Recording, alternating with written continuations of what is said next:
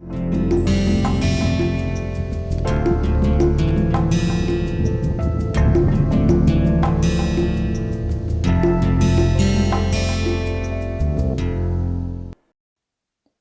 and welcome to this lecture on control systems.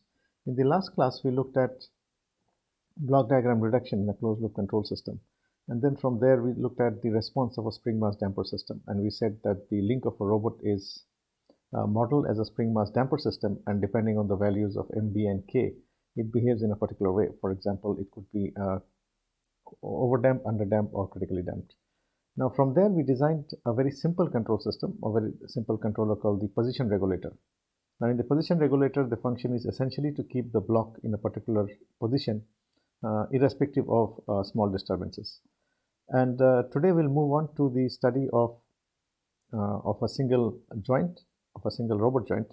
Now, I had explained in the previous classes that every joint is connected to a motor.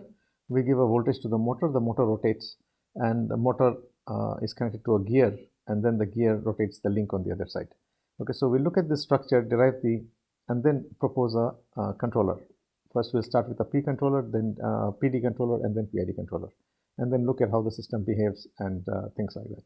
Okay, so let's proceed with the control of a single joint manipulator today. So we are looking at the control of a single joint. Now, as I said in the last few classes that the control structure is essentially independent joint control. So every joint is controlled similarly. Okay, so if you study the control of one joint, we can understand how the other joints are also going to be controlled. So how the robot actually works is at the joint we have a motor. Okay, so we have a motor which connects the joints. So we have a motor for actuation of the joints. The motor is connected to a bearing, and the bearing is connected to a gear. Okay, so there is a gear here, and the gear is again mounted on a bearing, and then there is a link on the other side.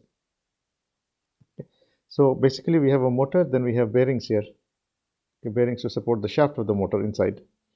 Then we have gears. There is a gear ratio of N, and there are bearings on the other side also.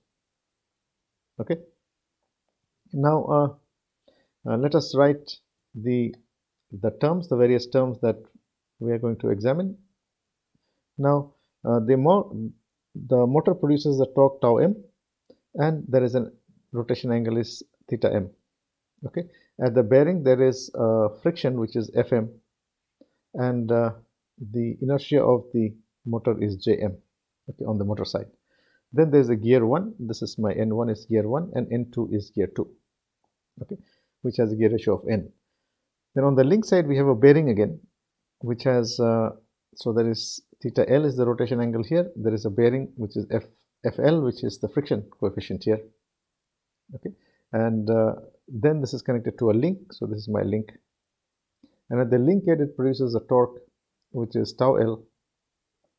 So sorry, TL is the torque. Then this is my friction is already there, and we have the link inertia which is JL. Okay, so how does the actual joint actually work? Okay, so how this actually works is we give voltage to the motor will rotate. When the motor rotates, the gear rotates. The gear rotation will be transmitted from gear 1 to gear 2, and then it will rotate the link. Now, why is the gear used? Because we know that the torque produced by a motor, DC motor, is not very large. So it has to be amplified in order to move the link. And the second is to reduce the speed, because the DC motor will have a very high speed, maybe about 2,000 or 3,000 RPM. So it has to be reduced to a much smaller speed, and that is why a reduction gearbox is used. Okay, so this is the basic setup for a DC motor with a gear reducer. This is the basic setup for actuation of a joint using a DC motor. Now let's start off looking at the analysis. So theta m by theta m is equal to N, which is the gear ratio. Okay, so this is my gear ratio. Then theta L is equal to N times theta m. It's a reducing gearbox, so it is going to reduce the speed of the motor. If I take the derivative of this, then theta L dot is equal to N into theta m dot. And further, if I take the derivative again, then theta L double dot is equal to N times theta m double dot. Okay, and this is my equation number 1. Now for gear 1, the equation of motion, now we are looking at this from the gear 1 side, okay, so from the motor side, then we look from the link side. Now from the gear side, for gear 1, the equation of motion for gear 1, the equation of motion is given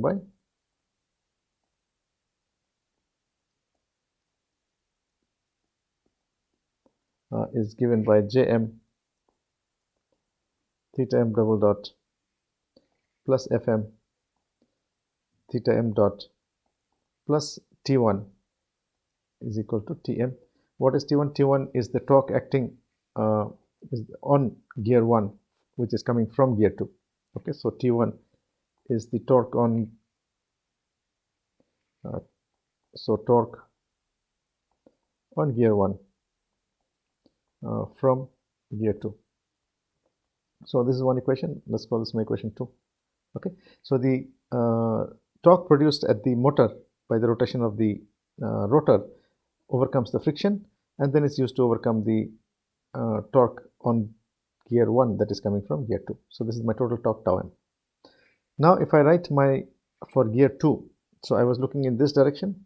Now if I come from this side, what do we get? We get the link rotation, okay, JL into theta L double dot plus friction is equal to the torque coming on joint on gear 2 from joint gear 1 plus the dynamics of the link.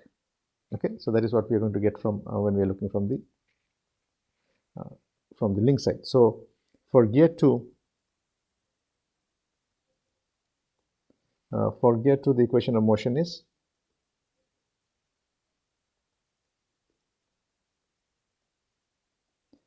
given by JL theta L double dot plus FL into theta L dot is equal to the gear on the torque on gear 2 plus the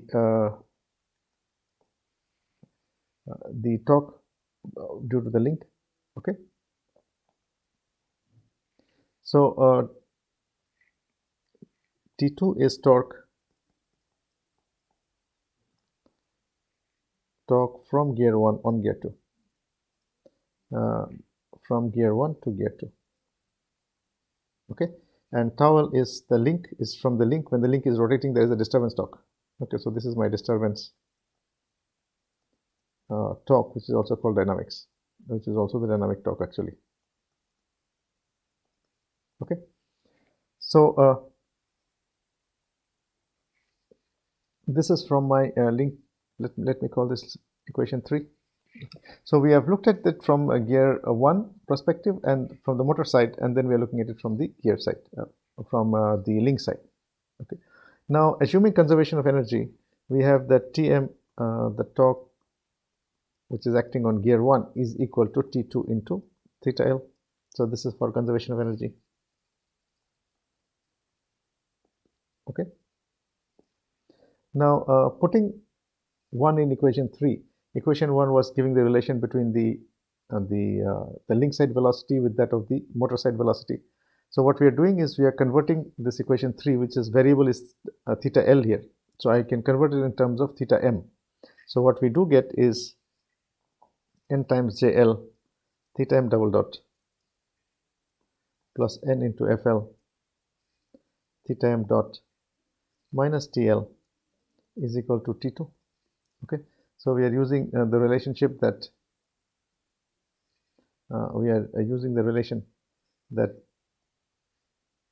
T1 theta m by theta L is equal. Okay, so this is becoming, so this becomes equal to T1 by n. Okay, so in equation 3 we have used the relationship that T1 by n and replaced, so which was equation 3? This is my equation 3, and in so what we have done is T2 is torque from gear 1 to gear 2, and we have this relationship from conservation of energy. Okay, so what we have basically done is putting 1 in 3, so I didn't write that down. So putting 1 in 3, we get this equation.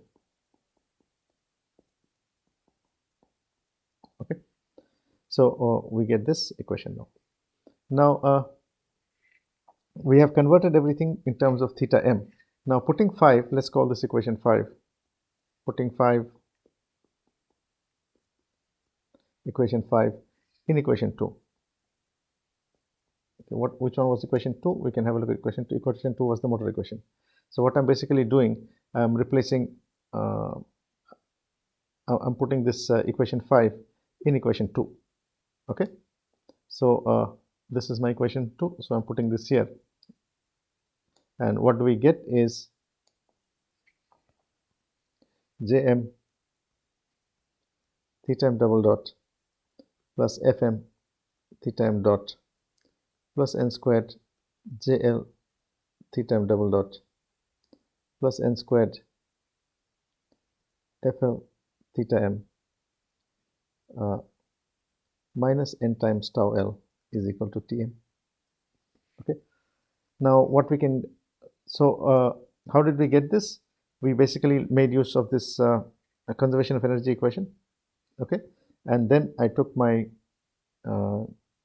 equation 1, put it in equation 3, and from equation 3 I combined it with equation 2, and this is what I get. Putting 5 in 2, this is what we get. Okay, so what we see is that everything has been reduced to theta m only now in terms of velocity and accelerations. So what I do is I take theta m double dot comma theta m Jm plus n squared Jl into theta m double dot plus Fm plus n squared Fl.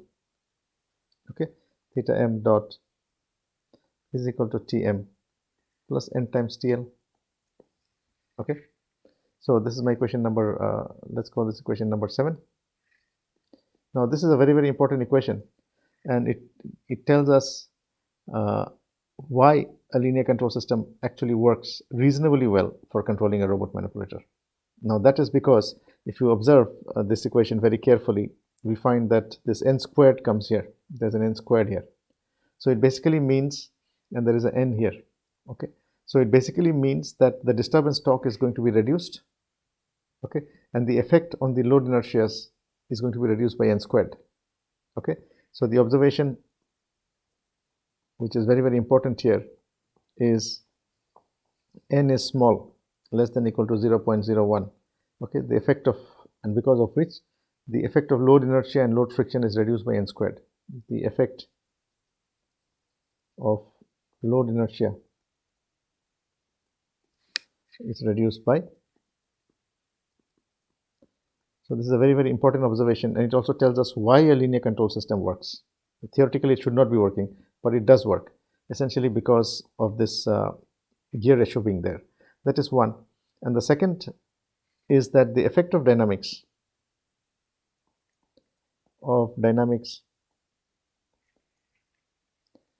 is reduced by n. That we can see here, okay, which is given here. So there is disturbance, yes, but the disturbance is reduced by a factor of n. Okay, and because of which linear control systems work for a nonlinear robot manipulator. So linear control systems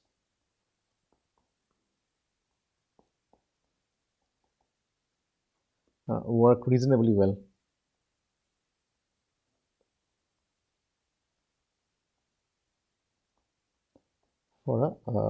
for a robot manipulator, which is essentially nonlinear. Okay, so this is something very, very important that we need to understand. This equation is very simple equation. How did we get it? I explained, but this very, very important equation because it tells us that a linear control system actually works and why it works. Now let us proceed further and look at the model. So we have modeled the mechanical, the rotor and the link side. Now let us model the servo motor that is working. So model of DC servo. Now the link is going to be controlled by a DC servo motor. Okay, so we need to model that also. Now if you look at the internal construction of a motor, then basically what we have, we give a voltage input, then there is a resistance, and there is a resistance and there is an inductance. So there is a resistance and there is an inductance, okay, in the rotor. Okay, so let me draw my resistance and let me draw my inductance. Now on the outer side there is the link which is going out, which is moving, and then this is my the winding, okay, inside the motor, the rotor. So the plus minus is the voltage in. So let's say VA is voltage in, which I'm giving to the motor. There is a resistance RA, there is an inductance LA, and there is a current in the armature which is IA. Okay, and there is a rotation of the motor which is theta m dot. Now because this is rotating in a magnetic field, there is going to be a back EMF. Okay, so there is a back EMF VB. Okay, so what is the various parameters here? R is resistance, L is inductance, V is the input voltage which I'm going to give to the motor, and VB is the back EMF which is being produced, and IA is armature current. Okay. Now in terms of the torque produced by a motor, tau m, so this is the torque tau m which is going to be produced by the motor here. So I can write down RA is resistance, okay, LA is inductance, then VA is voltage input, VB is back EMF, okay, and tau m is motor torque. So now we know the motor torque is equal to KT, motor constant, into IA, the armature current, okay, and VB, the back EMF, is equal to the back EMF constant kg into the motor velocity, tau m, okay, where KT is the torque constant, the motor torque constant, which is defined by KT is the motor torque constant.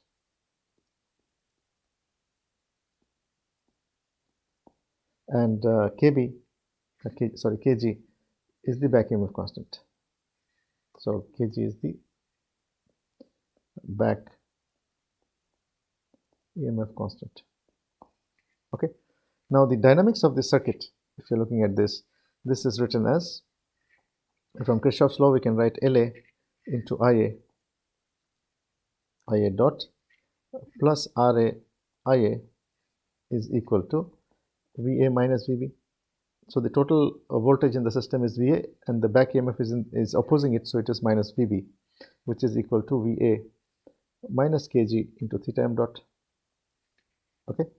Now we know that for a DC motor, LA is very, very small. So LA is almost equal to 0. So putting this in this equation, LA becomes equal to 0, from which we can get IA is equal to VA minus kg into theta m dot divided by RA. Okay. So in this equation, I'm putting LA equal to 0, and I'm finding IA. So IA is equal to VA minus kg into theta m by RA. Okay. Now let us call this equation 8. Okay, this is my equation 8. Now putting in 7, we get, if you remember what was 7, equation 7 was this equation in terms of tau A, right? So this was my motor torque. So I know what is my motor torque, so I put this equation into motor torque, and what equation we get is putting in 7. In 7 we get Jm plus n squared JL theta m double dot plus Fm plus n squared FL into theta m dot is equal to KT is the motor constant. Okay, so tau is equal to KT into IA, and IA we have seen just IA was equal to VA minus kg into theta m dot divided by RA plus n times tau. Okay, so what we basically did, I just in the previous equation, so in this equation there was tau m, this is the motor torque. So motor torque we have seen is equal to KT into IA. So this I'm putting it there. Again I see IA is equal to VA minus kg into theta m divided by RA. Okay, so I put this all in this equation, and this is what I get. Now I can write it in short form as J into omega dot plus F into omega is equal to K into VA, okay, plus TD. I can write it in short. Okay, so this is a short way of writing it, in which case the terms JF is written this way. K is equal to KT into by RA. Okay, F is equal to, capital F is equal to FM plus N squared FL plus KT kg by RA. Okay, and J is equal to, these are called effective inertias, Jm plus N squared JL. I'm simplifying it, and TD is equal to N times TL. Okay, omega is equal to theta m dot. Okay. Now, what we observe from here is that if I look at the previous equation, this equation, so this is a first order equation. Okay, so this is a first order equation, and it can be that means the dynamics of a one link robot arm can be expressed as a linear first order differential equation. Okay, now the link rotates because of two inputs. Okay, one is VA and the other is TL. So the link rotates due to two inputs. What are the two inputs? One input is your the voltage that you're giving to the motor. There is one input. What is the other input? The other input is TD, the dynamic torque. Okay, so if you give an input of voltage, the motor will rotate, the link rotates. If I give a dynamic torque as a disturbance to the motor, to the link, it is also going to make it rotate. Okay, but it is interesting to note that the dynamics can be expressed as a first order differential equation. Now, because this equation now has two inputs, we find the transfer function using superposition. Okay, so this fellow has two inputs. So the way to go forward is to use superposition, where we assume once we'll say TD is equal to 0, then we'll say VA is equal to 0 and find the transfer functions. Okay, so using superposition,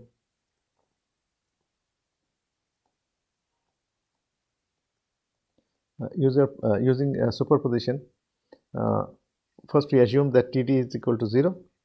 If I say TD is equal to 0, then the transfer function omega s is equal to VA by S is equal to K by JS plus F. Okay, so if you go back to our previous equation here, in this equation, if I say TD is equal to 0, okay, then omega s is equal to K by JS plus F. Okay, so I've taken the Laplace transform also, so I've written it in Laplace domain. Okay, so using superposition and taking Laplace transform, okay, I get this transfer function. Now I put VA is equal to 0. If I put VA is equal to 0, then omega s by TDS is equal to 1 by JS plus F. Okay, so I get these two transfer functions. And if I draw the block diagram now, this is where the use of block diagram is, which we studied in the last class. So the first one is VAS as input of my block here is K by JS plus F, which is equal to omega s. Okay, and the second one is TDS. The second input is in the block diagram is going to come 1 by JS plus F, and the output is by omega s. Okay, now if I combining both of this, combining both the diagrams, what we get is VAS is equal to, there's a summing block plus plus, this is my 1 by Ks here, so 1 by K, which is coming in here, and the input here is TDS, okay, and we get K by JS plus F here, okay, and this is omega s. Okay, so what we have seen is I'm combining both the inputs. First I did superposition, got the transfer functions, then I combined them using superposition.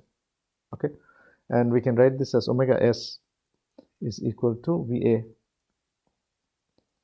s plus TD s into 1 by K, into K by JS plus F. Okay. Now the transfer function of the single link manipulator is given by, from here if I draw the if I draw the closed loop control system fully, okay, what it will look like is omega ds is equal to the summing block plus minus, here we have ds is the controller. Till now we have not put any controller. We have to control the robot link. We are only modeling the motion of the motor and the link without a controller. Now I have to put the controller. Okay, so this is 1 by k, and input here is TDS. This is k by JS plus F, and this is my omega s. And I put unity feedback, so it is 1 here, and I put it back here. Okay, this is my closed loop control system. Okay, now we have to put a controller here. This is my controller. So in the previous case there was no controller. Okay, here there is no controller. Now I'm putting a controller and I'm putting a feedback, unity feedback, and then I'm looking at a closed loop control system. Now what we do here is, first of all, we are, to simplify it, we are ignoring TD equal to 0, or ignoring the effect of TDS by putting, well, that's not right, I'm assuming TDS to be equal to 0. So I'm saying assuming TD equal to 0, then I have a single input, we have a single input system only. Okay, this is a reasonable assumption to make because n is very large. So it is going to cut that TDS and it simplifies our analysis. Now what we do is we observe the effect of putting, and now what we do is we design the controller,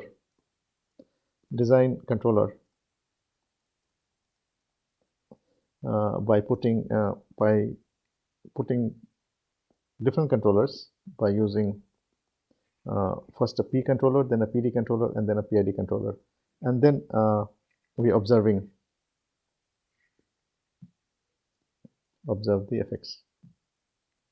Okay, so we are controlling designing a controller here now by using first P proportional, then proportional derivative, then proportional integral derivative. Where in the controller block is here, and then observe the effect in terms of response.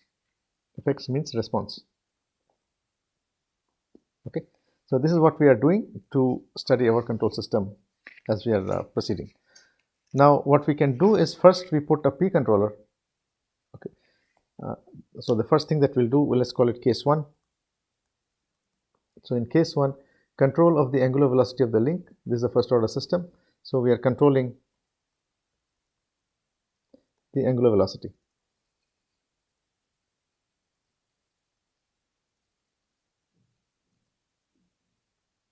Okay, this is the first thing that we are doing.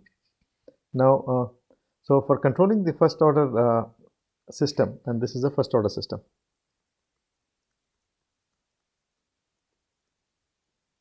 Okay, we can go and go back and understand why this is a first order system, because if you look at this equation that we have written here, okay, the way we derived it here, so this is a first order system.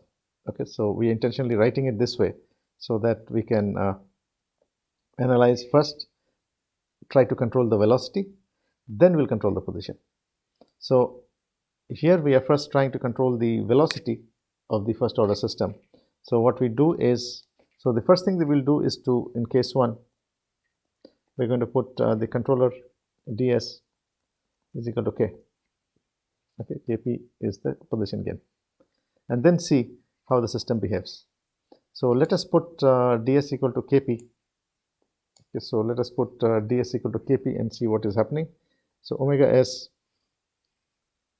is my summing block plus minus, and my controller now is kp. It's a proportional controller. This is going towards k into js plus f, and remember that my TD, the dynamic torque, is now 0, so there is no input here. Okay, there is no other input, and it is unity feedback, so I have 1 here.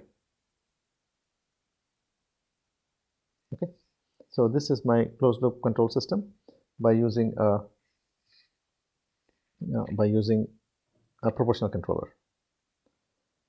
Now the closed loop transfer function between omega s and omega ds, I need to find the transfer function.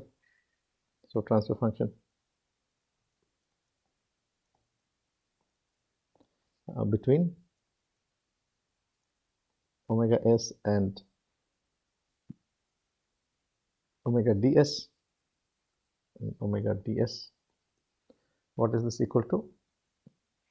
This omega ds is the desired input is omega ds is given by omega s by omega ds, which is equal to kkp divided by j into 1 by s plus f plus kkp, okay, divided by j, bracket close, and just like this. So how do we find the transfer function of this particular case? So we find the transfer function by multiplying these two blocks, first this block into this block, okay, and then closing it. So what we do is we multiply kp. So how do we find the transfer function? So if I find the transfer function as we multiply kp into k, okay, so the first block is sorry, this is kp, so let me put it in bracket here, kp into k, and the bottom we have js plus f, okay, and yeah, okay, so this one is like this, and then we have unity feedback on this side, okay. So this is my reduction. So if I reduce it further, it becomes equal to, on top we have kp into k divided by js plus f on top in the numerator, and the denominator we have 1 plus gshs, so it is 1 plus gshs, which is kp into k divided by js plus f, okay. So then we further simplify this and we get it in this form, okay.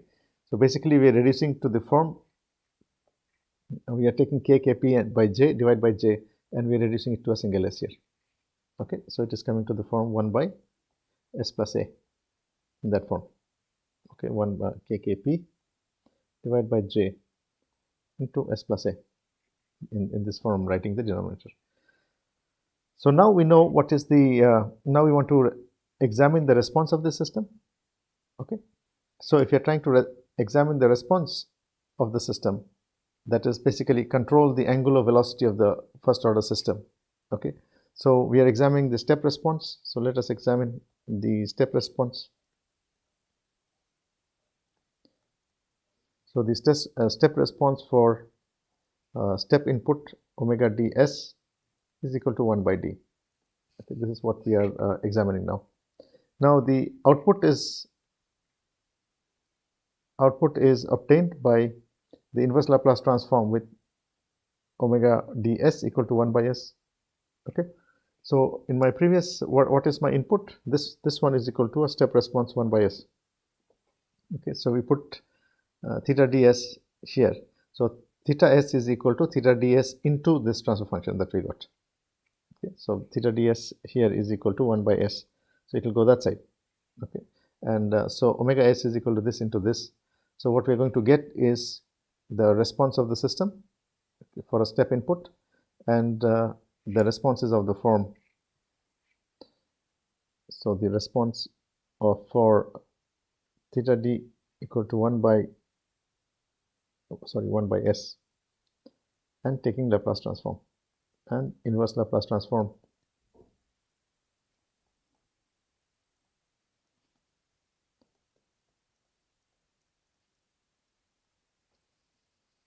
we get is of the form 1 minus exponential minus of f plus kkp by j into t, okay. So it is of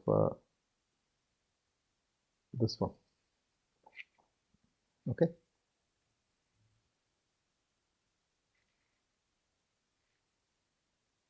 So we have double brackets here, there should be a single bracket here, f kkp with j, this will be closed, yeah.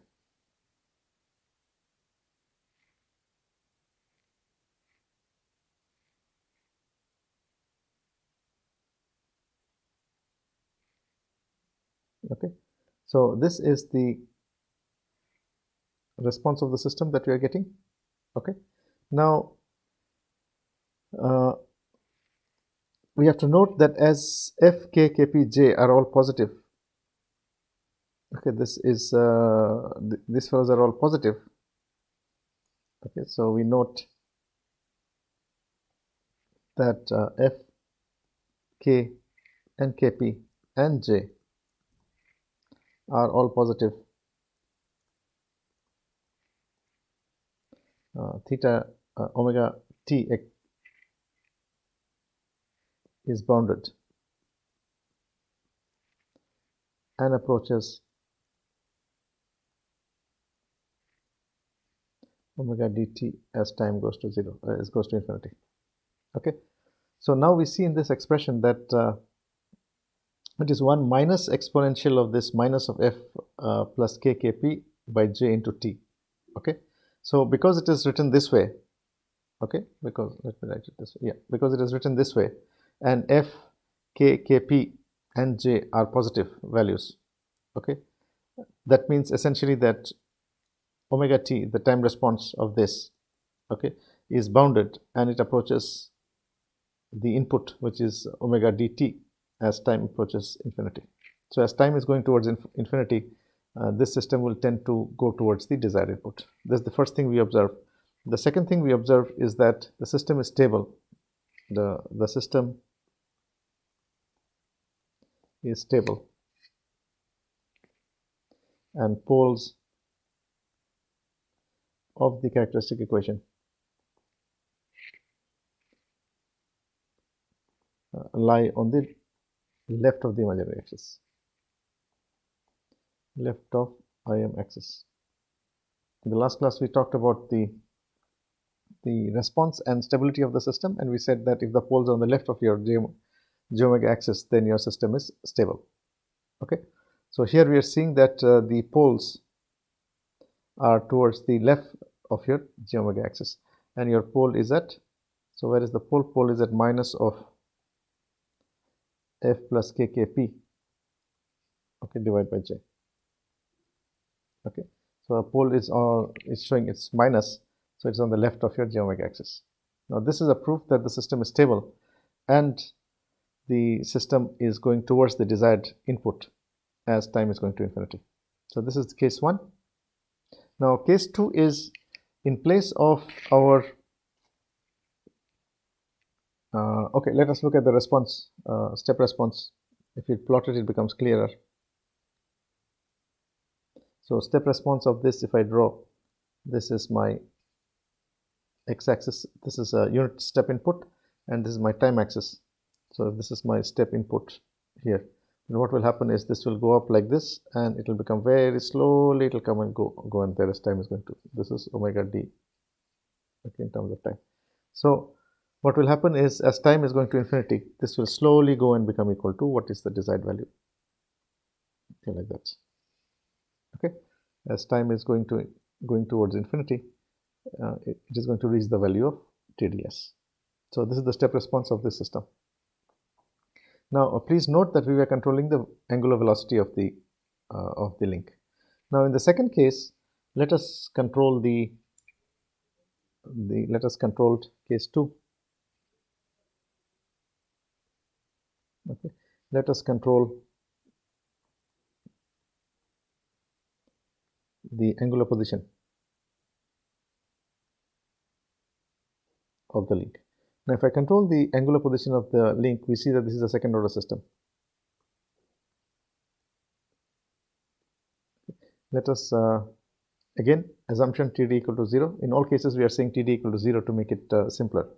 Okay, so in this case we are saying that it is theta s by VAS is equal to k by s into js plus f. Now it is s squared. You can see that at the denominator there is an s squared now. In the previous case it was 1s. Now if I draw the control system, okay, so if I draw the control block diagram, so let me draw the block diagram. It is plus minus, and this is my theta ds. Then it is still a P controller. which is equal to k into s into js plus f. So, okay. And this is theta s, and my feedback is unity feedback here. Okay. Now the closed loop transfer function, how do we find? Exactly the same way that we had done it in the previous case. We multiply kp into k divided by s into js plus f. So I multiply this into this. Then I close it by saying this is equal to the output by input is gs by 1 plus gshs when I close the controls. Okay. So the closed loop transfer function is written like this. So the closed loop transfer function is written of the form theta s by theta ds is equal to k by kp, okay, divided by s into js plus f plus kkp, which is equal, which can be written, there is a just s squared at the bottom, okay, the denominator, which can be written in the standard form, which is omega n squared divided by s squared plus twice zeta omega n plus omega n squared. This is the standard way of writing a second order equation. The characteristic equation in the denominator has an s squared. Please note that. So in this case, omega n squared is equal to kkp divided by j, and f by j is equal to 2 omega zeta omega n, and zeta, which is the damping ratio, is equal to f by 2 root j kkp. Okay, these are standard terms which are used for the natural frequency and the damping ratio. So omega n is my natural frequency. So this is the natural frequency, and zeta is equal to damping ratio. Okay. So now we have put now for different values of zeta greater than 0 less than 1, it is underdamped. It is underdamped. Then zeta is equal to 1, it is critically damped. Zeta is critically damped.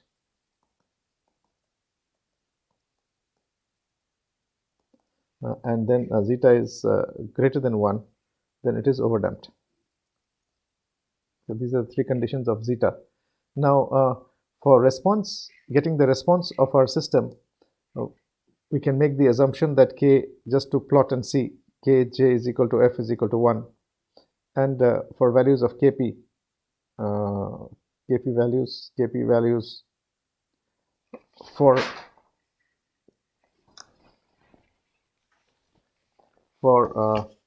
zeta equal to 0.25, zeta is 0.25, then 1, 1.3, 4, 1/4, 0.147, in that way.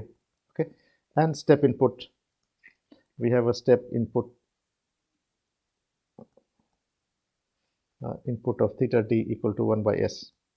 Okay, so what we have done is for the response we have put k is equal to j is equal to f is equal to 1, and kp values of for zeta equal to 0.25, 1, 1.3. So how did we find that? You can see the relation between for different values of kp, we can find what is zeta from here. Okay, so for different values of kp, we find what is zeta, and then we plot, and what we find is the response looks something like this, where we have this is my step input. Step input is 1 by s. Okay, so my step input is here. So what we get is for zeta equal to minus, okay, so zeta equal to is equal to 0.25, it is there, it behaves like this. For zeta equal to 1.3, it behaves for zeta equal to 1.3, it behaves like this. Okay, zeta equal to 1.3, it behaves like this. So we find that for different values of zeta, it behaves in a particular fashion. So it is underdamped, overdamped, or critically damped, which is how the response of the system also is. So this is my time axis. Okay, so when we are talking about design of this, what we are basically doing is we are making the assumption that kjf is equal to 1, and then putting different values of kp and finding the zeta, and then we are plotting. Okay, and the response looks like this for different values of zeta. Now for critically damped, we can find what we want. If our system is to be critically damped, then we know what is the corresponding value of zeta. Now let's look at the next part, which is case 3, which is PD control. PD controller. Okay, and my ds is equal to kp plus kv into s. In the previous case, all our the ds was equal to kp only, so it's a proportional controller. So the next, let's look at plus minus. Here my input is theta ds as usual, and it is kp plus kv into s. Okay, and my link is s into js plus k, and this becomes equal to theta s. Okay, and my input is 1 here. Okay, so this is my closed loop control system, and I have to find the closed loop transfer function of this. So the closed loop transfer function, transfer function, how do we get it? We get this into this, then it is gs by 1 plus gshs. Okay, so what we do get is theta s divided by theta ds is equal to kkp plus s into kkv j into s squared plus s into f plus kkv plus kkp. Okay, so our the characteristic equation is in the denominator. This is what we get. Now the omega n and zeta are now determined by kp and kv. So omega n and zeta and omega n are determined by kp. There are two variables now, kp and kv. Okay, both of them. Now kp increases the system. If you increase, what is the effect of kp and kv? Let's look at that. Effect of kp and kv. Effect of kp and kv. See, if kp is increased, the system becomes faster. The system response becomes faster. So it rises much faster. If kv is increased, then the overshoot decreases. Okay, so this is the effect of kp and kv. Now for critical damping, we know that kv is equal to 2 root kp for critical damping. This condition holds. So what we can say here is that by putting different values, we can look at the response of the system, and once we look at the response of the system, if we are happy with it, so this is my response of the system, this is my t, okay, and this is step input. So if it is doing like this, or it is sluggish like this, or it is very nicely, it comes and stays, depending on that, this is my critical damping. So when it behaves like this, then we say that this is my desired system response. Okay, so this is essentially how we design a PD controller for this controlling the robot link. Now P controller response we have seen PD controller response. Okay, now what about the PID controller response? Now what we have seen in the last class is that the problem with a PD controller, the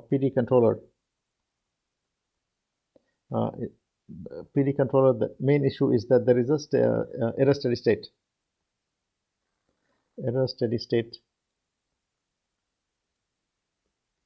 Now the steady state error essentially means that as time is going to infinity, your output and input there'll be a small difference between them. It will never be exactly equal. Okay, why? Because of this equation. Let's look at it this way. So E double dot into Kp, or Kv into E dot plus Kp is equal to F disturbance.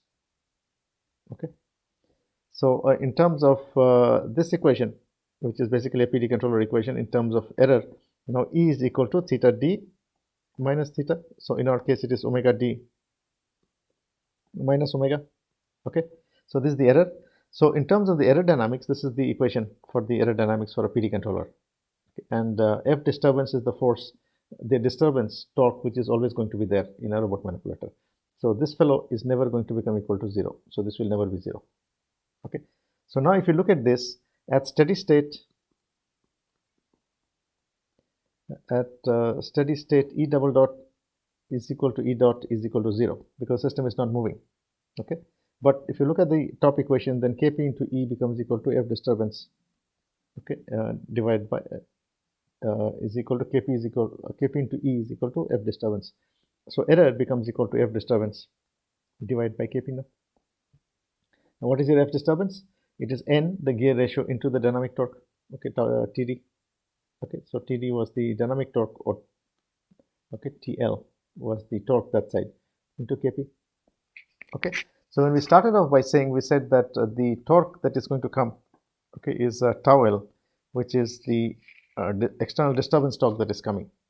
Okay, and your external disturbance torque is multiplied by the gear ratio before it comes onto the gear. Okay, so in our equation, when we wrote, if you go back to equation number 9, what we see is that,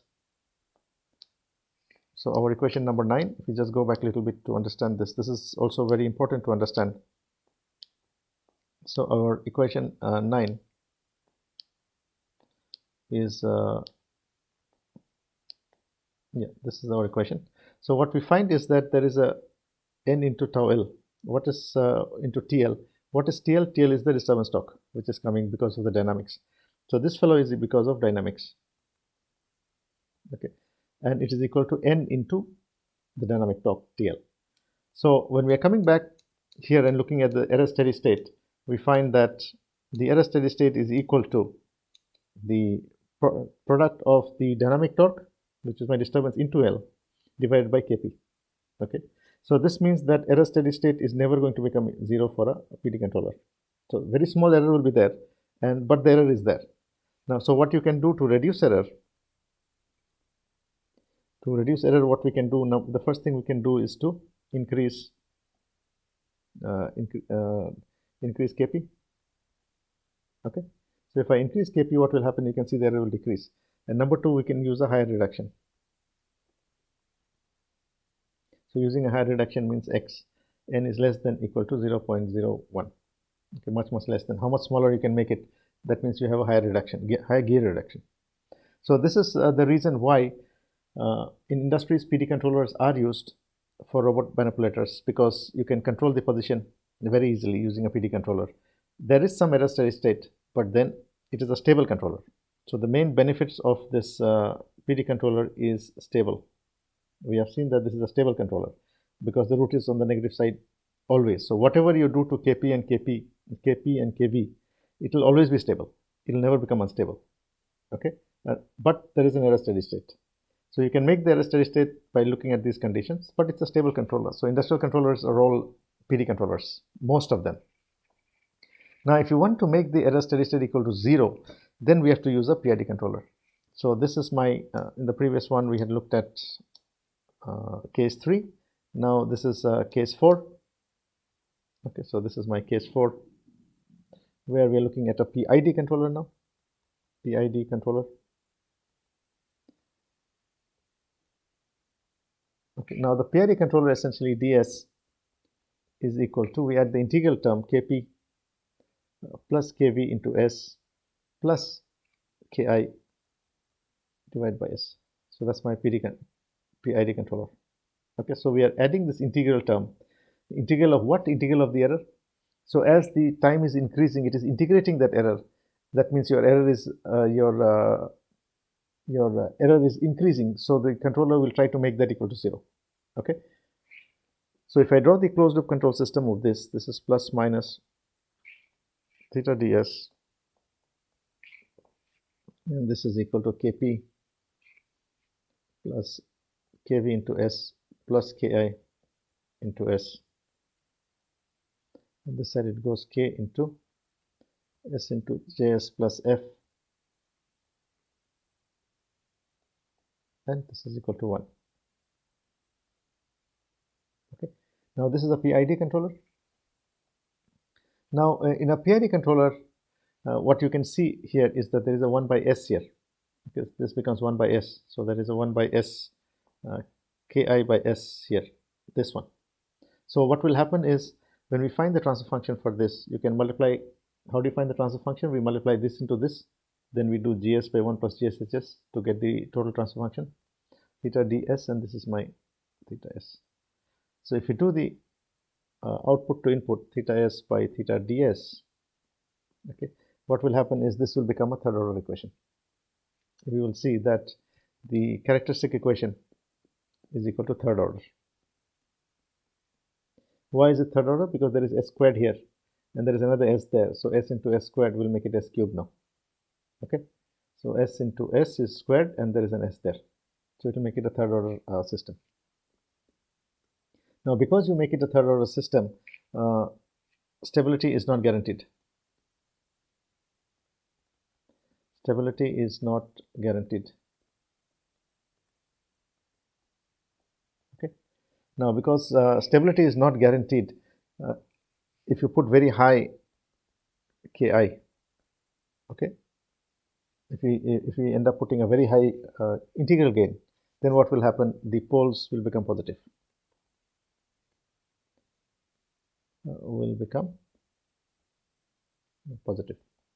That means it will and go to the right of the j omega axis. Poles becoming positive means it will go to right side of j omega axis or I omega axis, and that means it will become unstable. So although it appears that PID controller is better because in the sense that you can reduce the error steady state, okay, but what we see is that it has the other effect that if you're not very careful with the gains, then what will happen? It will become an unstable system. Now that is one. So the disadvantage of PID controller is, number one is PID controller, okay, is number one is that high ki will make it unstable. Okay. Now number two is this integral e dt, ki into integral ddt, which is the I part. Okay, this is an integral, so it will tend to slow the system. It will make it slow, or it takes time. Okay. Now because it takes time, it will tend to make the system make it slower. Plus the cost goes up. Cost of controller goes up. Okay, because we are adding this integral now, and because of which the cost is going to go up. So some things we have seen in this lecture is that how do we control a robot joint using P control, PD control, and PID control. Now every joint has its own controller, okay, and the reason, the moral of the story for this lecture is that it works. The main model of the story is a linear control system works reasonably well because of the fact that although there is dynamics, but the dynamic torque is reduced. The dynamic torque is substantially reduced by the gear ratio. So the gear ratio reduces the dynamic torque, because of which even if the link is moving and there is disturbance coming, but the gear ratio tends to cut it out. So the moral of the story is, if you want to control the position using a motor, you must have a gear ratio. If you try and control without having a gear ratio, you'll end up with severe problems for the controller. So wherever you look at position control applications, you'll always find that there is a gearbox sitting there. Now the function of the gear is essentially to cut that external disturbance which is coming, because fundamentally a robotic system is a nonlinear control system. Now here again we made an assumption. The assumption is that we had our parameters like J, then we have parameters like friction F, and then we had spring like K. But in an MBK system, what we have been talking about so far is that we are making the assumption that M, B, K are constants. Now you know in reality that your friction is not linear, okay, and similarly your damping, your spring constant K is again not linear. The behavior, I mean, so K is not a constant. Similarly, B is not a constant. They can vary. Okay. So next class, what we'll be looking at is how to deal with nonlinearities in the system. And nonlinearities, for example, in the friction model, or nonlinearities in the spring. A real spring is nonlinear, you know that. So if you stretch the spring, it will stretch linearly for some time, then it will become nonlinear. Similarly, if you compress the spring, it will compress linearly for a short portion, and then it will become nonlinear. You can't squeeze anymore. So in the next class, we'll be looking at how to deal with the nonlinearities in the control model that we have made, and we'll look at how to deal with variable friction and nonlinear springs. So we'll stop today. Thank you.